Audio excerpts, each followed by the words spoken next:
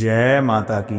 आइए, आपका स्वागत है आपके अपने चैनल आचार्य पंडित अजय शर्मा में। आज की इस वीडियो के माध्यम से हम आपको सुनाएंगे दशा माता व्रत की कथा। हिंदू धर्म शास्त्रों के अनुसार प्रतिवर्ष चैत्र महीने के कृष्ण पक्ष की दशमी तिथि के दिन दशा माता की पूजा की जाती है। मान्यताओं के अनुसार यह व्रत घर की दशा सुधारने के लिए किया जाता है। इस व्रत के नियमानुसार यदि चैत्र महीने की कृष्ण पक्ष की दशमी तिथि के दिन दशा माता का यह व्रत एक बार रख लिया जाए तो इसे जीवन भर धारण किया जाता है और इसका उद्यापन नहीं होता है। इस व्रत को बीच में छोड़ नहीं सकते। ऐसा करना अशुभ माना जाता है। यदि सेहत संबंधी समस्या या कोई समस्या हो तो उद्यापन करने के बाद इसे छोड़ सकते हैं। दशा माता के कोप से बचाने के लिए इस दिन यह पौराणिक कथा अवश्य श्रवण करनी चाहिए। तो आइए, अब आप सुनेंगे दशा माता की व्रत कथा। इस व्रत की पौराणिक कथा के अनुसार प्राचीन समय में राजा नल और दमयंती रानी सुखपूर्वक राज्य करते थे। उनके 2 पुत्र थे। उनके राज्य में प्रजा सुखी और संपन्न रहती थी। एक दिन की बात है कि उस दिन होली दशा थी। एक ब्राह्मणी राजमहल में आई और रानी से कहा, हे रानी, दशा का डोरा ले लो। बीच में दासी बोली, हाँ रानी साहिबा, आज के दिन सभी सुहागिन महिलाएं दशा माता की पूजन एवं व्रत करती हैं और इस डोरे की पूजा करके गले में बांधती हैं, जिससे अपने घर में सुख समृद्धि आती है। अतः रानी ने ब्राह्मणी से डोरा ले लिया और विधि अनुसार पूजन करके उसे गले में बांध लिया। कुछ दिनों के बाद राजा नल ने दमयंती के गले में डोरा बंधा हुआ देखा। राजा ने पूछा, इतने सोने के गहने पहनने के बाद भी आपने यह डोरा क्यों पहना है? रानी कुछ कहती, इसके पहले ही राजा ने डोरे को तोड़ करके जमीन पर फेंक दिया। रानी ने उस डोरे को जमीन से उठा लिया और राजा से कहा, यह तो दशा माता का डोरा था। आपने उनका अपमान करके अच्छा नहीं किया। जब रात्रि में राजा सो रहे थे तब दशा माता स्वप्न में बुढ़िया के स्वरूप में आई और राजा से कहा, हे राजन, तेरी अच्छी दशा जा रही है। तूने मेरा अपमान करके अच्छा नहीं किया। ऐसा कहकर के बुढ़िया दशा माता अंतर्ध्यान हो गई। अब जैसे तैसे दिन बीतते गए, वैसे वैसे ही कुछ दिनों में राजा के ठाट बाट, हाथी घोड़े, लाभ लश्कर, धन धान्य, सुख शांति सब कुछ नष्ट होने लगे। अब तो भूखे मरने का समय तक आ गया। एक दिन राजा ने दमयंती से कहा, तुम अपने बच्चों को लेकर के अपने मायके चली जाओ। रानी ने कहा, मैं आपको छोड़कर के कहीं नहीं जाऊंगी। जिस प्रकार आप रहेंगे उसी प्रकार मैं भी आपके साथ रहूंगी। तब राजा ने कहा, अपने देश को छोड़कर के दूसरे देश में चलें।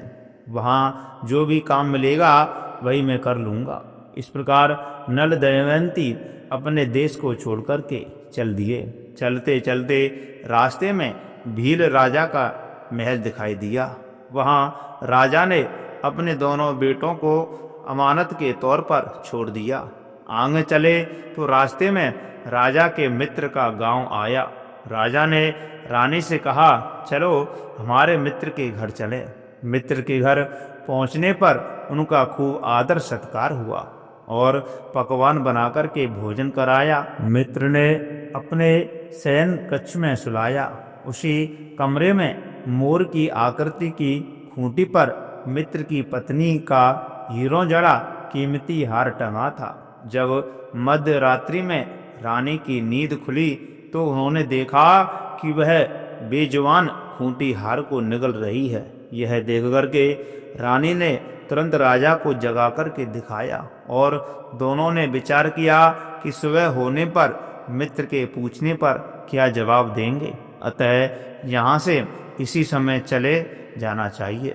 राजा रानी दोनों रात्रि को ही वहाँ से चल दिए। सुबह होने पर मित्र की पत्नी ने खूंटी पर अपना हार देखा, हार वहां नहीं था।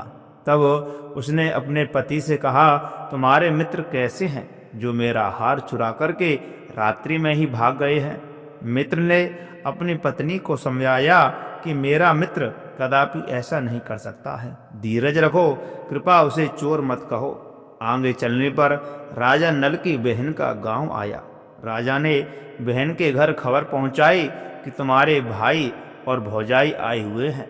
खबर देने वाले से बहन ने पूछा, उनके हाल चाल कैसे हैं? वह बोला, दोनों अकेले हैं, पैदल ही आए हैं तथा वे दुखी हाल में हैं। इतनी बात सुनकर के बहन थाली में कांदा रोटी रख करके भैया भाभी से मिलने आई। राजा ने तो अपने हिस्से का खा लिया, परंतु रानी ने जमीन में गाड़ दिया। चलते चलते एक नदी मिली। राजा ने नदी में से मछलियां निकाल करके रानी से कहा, तुम इन मछलियों को भूंजो, मैं गांव में से परोसा लेकर के आता हूँ। गांव का नगर सेठ सभी लोगों को भोजन करा रहा था। राजा गांव में गया और परोसा लेकर के वहां से चला तो रास्ते में चील ने झपट्टा मारा तो सारा भोजन नीचे गिर गया। राजा ने सोचा कि रानी विचार करेगी कि राजा तो भोजन करके आ गए और मेरे लिए कुछ भी नहीं लाए। उधर रानी मछलियां बूझने लगी तो दुर्भाग्य से सभी मछलियां जीवित होकर के नदी में चली गईं। रानी उदास होकर के सोचने लगी कि राजा पूछेंगे और सोचेंगे कि सारी मछलियां खुद खा गई। जब राजा आए तो मन ही मन समझ गए और वहां से आगे चल दिए।